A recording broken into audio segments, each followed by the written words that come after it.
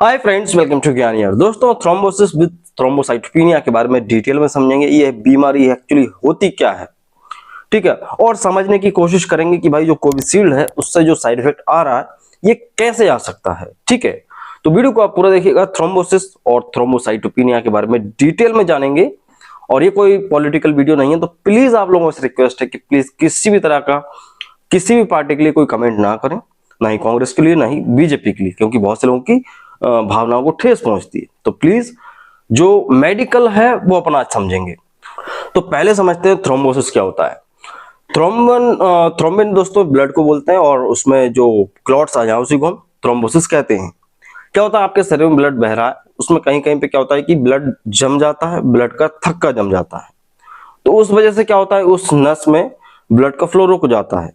ठीक है, यही होता है। ब्लड लिक्विड फॉर्म में है, वो थोड़ा सा अगर जम जाएगा तो बाकी जो नस है वो ब्लॉक हो सकती है। अब ये रिस्की क्यों हो जाता है दोस्तों, कि जब हम देखते हैं कि कई लोगों को हार्ट की प्रॉब्लम्स होती हैं, उनकी जो कॉर्नरी हार्ट की जो कॉर्नरी आर्टरी है उसमें कई बार ब्लॉकेज आ जाती है, तो उनको कुछ हाइपरटेंशन इस तरह की प्रॉब्लम देखने को मिलते हैं। हार्ट रेट बढ़ जाता है, ऊपर नीचे होता है। तो उसमें अपन देखते हैं भाई कि उनकी कुछ ब्लॉकेज रहती है, 40% 50% कुछ ब्लॉकेज रहती है। और ये ब्लॉकेज अगर बढ़ती रहती है तो फिर हार्ट की बीमारी होने का चांस बढ़ जाता है। तो कई बार क्या होता है कि सपोज किसी व्यक्ति की जो ब्लॉकेज है उसकी कॉर्नरी आर्टरी के अंदर, वो मान लो 70% है, 60% है, लेकिन उसका काम चल रहा है, ब्लड फ्लो चल रहा है। लेकिन जब अचानक से कोई ब्लड क्लॉट आके वहां पे फंसता है, वहां पे जाके अटक जाएगा, तो क्या होगा, वो ब्लॉकेज एकदम से 100% हो जाएगी। जब 100% ब्लॉकेज होगी तो क्या होगा, ब्लड रुक जाएगा, व्यक्ति को हार्ट अटैक आ जाता है। तो यही होता है क्या दोस्तों, थ्रोम्बोसिस। और इसमें कई बार कहते हैं कि भाई इसके कारण बहुत सारे होते हैं, जैसे कि स्मोकिंग बहुत बड़ा कारण है। जो हम देखते हैं कोरोना टाइम पे लोगों ने वर्क फ्रॉम होम किया है, घर में रह के आदमी ने काम किया है, तो एक कारण ये भी मान सकते हैं। मोटापा एक कारण होता है, डायबिटीज भी एक कारण होता है, और हाइपरटेंशन भी एक कारण होता है दोस्तों। यहाँ पे कुछ जेनेटिकल कॉजेज भी होते हैं। ठीक है, पेरेंट्स में अगर ये हिस्ट्री रही है तो आपको हो सकता है। कई लोग जिम नहीं जाते हैं, जो वर्कआउट बिल्कुल नहीं करते हैं, एक्सरसाइज नहीं करते हैं, तो उनको थ्रोम्बोसिस होने का पूरा पूरा खतरा होता है कि वो क्लॉट्स कभी भी आके अटक जाएगा और आपको हार्ट अटैक दे सकता है। ओवरऑल बोला जाए कि भाई देखो, जो व्यक्ति वर्कआउट नहीं करता है, एक्सरसाइज नहीं करता है, घर में ही रहता है, मोटा हो रहा है, तो उनको थ्रोम्बोसिस हो सकता है। ठीक है, अब वो बात अलग है, कई लोगों को जिम में ही हार्ट अटैक आ गया है। ठीक है, तो यहाँ पे दोस्तों एक चीज समझ लिया आपने कि भाई थ्रोम्बोसिस क्यों हो रहा है। दूसरा यहाँ पे दोस्तों एक चीज ये भी है कि भाई इसको थ्रोम्बोसिस को आपको चेक करना है तो क्या टेस्ट किया जाएगा। भाई आपको लगता है भाई मुझे तो नहीं है कहीं, तो एक डायग्नोसिस होता है दोस्तों, जैसे बोलते हैं INR, इंटरनेशनल नॉर्मलाइज रेशियो होता है दोस्तों। इससे पता चल जाता है कि कितना क्या ब्लॉकेज है, कितना क्या क्लॉट्स है।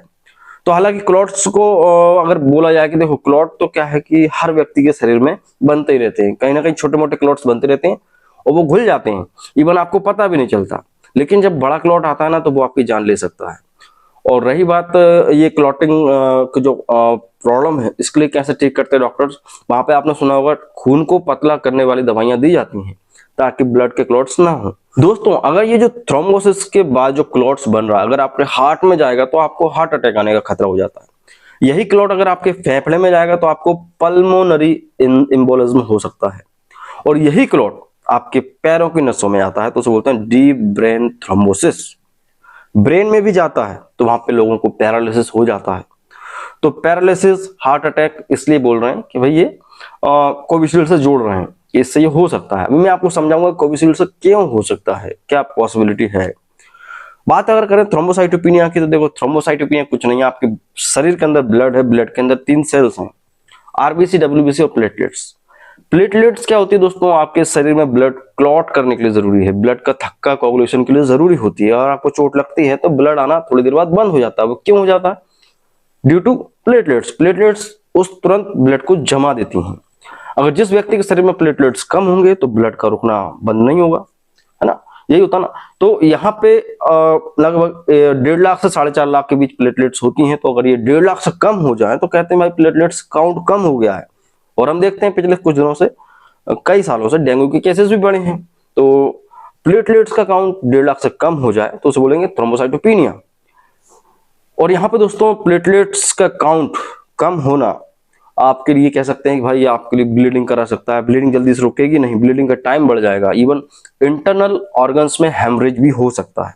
तो ये हो गया क्या, थ्रोम्बोसाइटोपिनिया। दोनों के दोनों ब्लड से रिलेटेड है, एक में क्लॉटिंग बहुत ज्यादा हो जाती है और एक में क्लॉटिंग ही नहीं होती है, दोनों ही रिस्की हैं। तो थ्रोम्बोसाइटोपिनिया की बात करें तो देखो ये बोन मैरो के फेलियर्स की वजह से भी होता है कई बार, कि भाई बोन मैरो के फेलियर्स की वजह से प्लेटलेट्स का काउंट कम हो जाता है, जैसे बोलते हैं aplastic anaemia, leukaemia, megaloblastic anaemia होता है। कई दवाइयां हैं दोस्तों जिनके जो पता है कि जिनकी वजह से ये हो सकता है, जिन कुछ दवाइयों की वजह से ये हो सकता है, जैसे कि रिफाम्सिन दोस्तों, हेपरिन है दोस्तों और क्वानिन है। इन दवाइयों के साइड इफेक्ट्स की वजह से भी आपके प्लेटलेट्स का काउंट कम हो जाता है। तो ये हो गई बात थ्रोम्बोसाइटोपिनिया की। अब बात करते हैं भाई कोविशील्ड को इससे क्यों जोड़ रहे हैं, कोविशील्ड ऐसा क्या है कि उससे साइड इफेक्ट यही मिल रहा है। देखो जब कोरोना वायरस आया था तो कोरोना वायरस जो था दोस्तों, कोविड का जो वायरस था वो एक प्रकार के थ्रोम्बोटिक वायरस था। दैट मीन्स कि वो आप जब लोगों को कोरोना हो रहा था तो लोगों के लंग्स तो डैमेज हो रहे थे, लेकिन ज्यादातर केसेस में देखा जाता उनको ब्रेन स्ट्रोक हो रहा था, को हार्ट अटैक्स आ रहे थे, उनके क्लॉट्स बन रहे थे उनके शरीर में उस टाइम पे जब कोविड चल रहा था। तो एक प्रकार से देखा जाए तो कोरोना जो वायरस था वही आपके लिए आपकी इम्यूनिटी को ट्रिगर कर रहा था, ठीक है, और आपके शरीर में क्लॉट्स बना रहा था। दैट मीन्स जो वैक्सीन बनी है वो कहां से बनी है, उसके एस प्रोटीन, उसके जो ऊपरी लेयर पे प्रोटीन है उसी से तो वैक्सीन बनाई ना, उसी प्रोटीन से वैक्सीन बनी है। तो कहीं ना कहीं कह सकते हैं कि वो प्रॉपर्टीज उस वैक्सीन में है, इसलिए वो आपको इस चीज के लिए प्रभावित करता है। और जब भी वैक्सीन बना हो तो वहां पे एक चांस था कि भाई इतने परसेंटेज लोगों में इतने को साइड इफेक्ट मिल सकता है, और जाहिर सी बात है किसी भी दवा के साइड इफेक्ट होते हैं। लेकिन मेन चीज ये आती है कि भाई देखो अगर साइड इफेक्ट है तो उसका सॉल्यूशन भी होना जरूरी है, ठीक है। ऐसा तो है नहीं कि आप लोग कह रहे हैं कमेंट में कि भाई पैरासिटामोल सबसे कॉमन ड्रग्स है और पैरासिटामोल के साइड इफेक्ट होती है, इवन जान भी चली जाती है, तो उसका भी एक एंटीडोट होता है ना पैरासिटामोल का। तो मेन चीज ये है कि अगर किसी चीज के आपको साइड इफेक्ट देखने को मिल रहे हैं तो उसका एक एंटीडोट आना चाहिए। तो यहाँ पे WHO में बैठे जो लोग हैं उन्होंने डिसाइड किया कि भाई इसको लोगों को लगाना चाहिए। तो खैर वही लोग इस चीज के लिए कुछ प्लान करेंगे कि भाई अगर ये साइड इफेक्ट आ रहे हैं तो क्या हो सकता है। तो यहाँ पे दोस्तों आप समझ गए कि भाई कोविशील्ड के अंदर जो वैक्सीन बनाया गया है वो वायरस से ही बनाया गया है, उसके एस प्रोटीन से बनाया गया है। और प्रोटीन की खासियत क्या है दोस्तों, वो आपके इम्यूनिटी को ट्रिगर करता है और फिर वहां से आपके शरीर में दोस्तों क्लॉट्स वगैरह बनना शुरू होते हैं, कई लोगों में हो जाते हैं। और एक चीज मैं यहाँ पे ऐड करना चाहूंगा, मुझे इतना आइडिया नहीं था लेकिन लोगों के कमेंट्स देखता हूं तो बहुत हैरानी होती है कि ये वाकई में एक सीरियस प्रॉब्लम है। कई लोग कह रहे हैं उनके मोहल्ले में बहुत लोगों की जान इसी तरह से जा रही है, तो एक सीरियस विषय इसलिए हो जाता है। तो आई होप आप समझ गए होंगे दोस्तों थ्रोम्बोसिस थ्रोम्बोसाइटोपिनिया के बारे में। अब करना क्या है, यहाँ पे दोस्तों आपको एक अच्छा लाइफ स्टाइल जीना ही पड़ेगा। क्यों जीना पड़ेगा, पहले कहने की बात थी कि भाई आप एक अच्छा लाइफ स्टाइल जीजिए, जंक फूड्स मत लो, एक्सरसाइज करें, मेडिटेशन, योगा ये सब करें, लेकिन अब ये कंपलसरी हो जाता है क्योंकि सभी के अंदर वैक्सीन है और किसी को भी बोलते हैं कि भाई बहुत 0.01% लोगों में से हो सकता है साइड इफेक्ट। तो उस साइड इफेक्ट से बचने के लिए आपको ये चीज करना चाहिए, एक अच्छा लाइफ स्टाइल यूज करें, एक्सरसाइज करें, जिम जाएं, ठीक है, वर्कआउट करें, एक अच्छी हेल्दी डाइट लें, आप सेफ रहेंगे। तो मिलता हूं आपसे अगले वीडियो में दोस्तों। वीडियो अच्छा लगा है तो प्लीज लाइक कीजिएगा, चैनल पर नए चैनल को सब्सक्राइब करें। जय हिंद, वंदे मातरम।